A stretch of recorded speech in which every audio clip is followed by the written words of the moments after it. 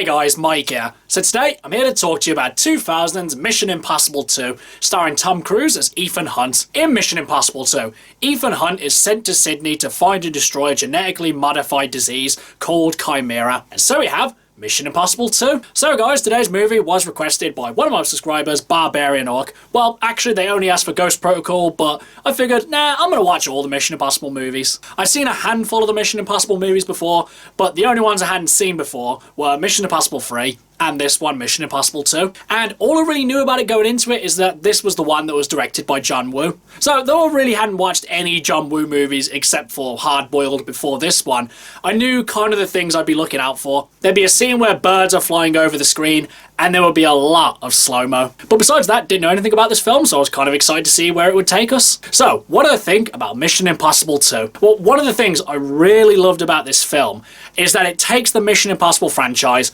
to the next level. This film goes all out and it doesn't apologise for it. Mission Impossible 1 leans heavily on the espionage factor, and the action is very secondary with it. Whereas in Mission Impossible 2, it gives equal time to both. There is a lot of espionage and spy work, but at the same time, there is an insane amount of action as well. But for the longest time throughout the film, I was thinking, this movie doesn't feel very John Woo-ish. Like I said, the only movie I'd seen of John Woo's before this one was Hard Boiled, and I found that I really liked Hard Boiled. Towards the start of the film, it didn't really have my attention. I thought that it was kind of slow-paced, and there was a bit too much unnecessary slow-mo. However, in the third act, that's where the movie really gets good. And I figured that Mission Impossible 2 was going to kind of go the same way, and that was definitely the case. Towards the start of the film, there was a handful of unnecessary slow-mo shots, but then towards the end of the film, that's where it really kicks into high gear and becomes a very John Woo action movie. Because in Mission Impossible 1, I don't think there's a single scene where Ethan fires a gun. I know there's quite a few scenes where he holds guns, but I don't think he even fires a shot once in the movie. I may be mistaken. Whereas in this film, he's killing loads of guys, he's doing a lot of martial arts, he's doing a lot of insane flips.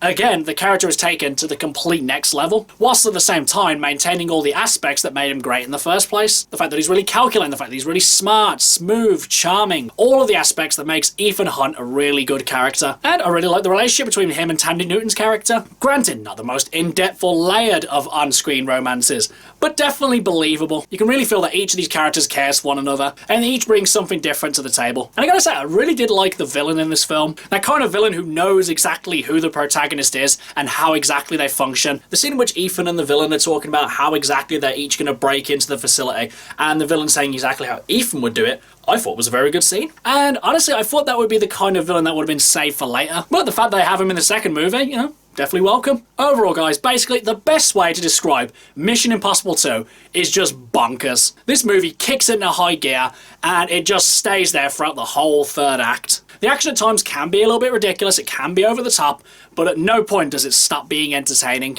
Unless you're sitting there kind of saying, oh, that doesn't make sense, or that wouldn't happen, you're not going to have a good time. But if you kind of just switch your brain off when it comes to the action and just enjoy what you're watching, you'll have a really good time, because even though at times it can be a bit ridiculous, it's brilliantly choreographed, you can see everything that's going on, and it's just entertaining as hell. And really, that's all you can ask for. But do I think you guys should watch this one? You know what? I would recommend this movie. I can understand why people would say it's not the best movie in the franchise, or how it's not better than the original one.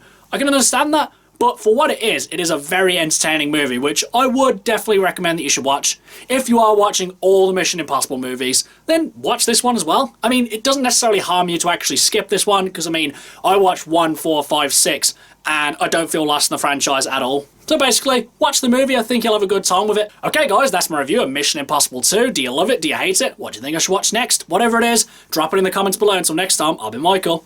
See ya!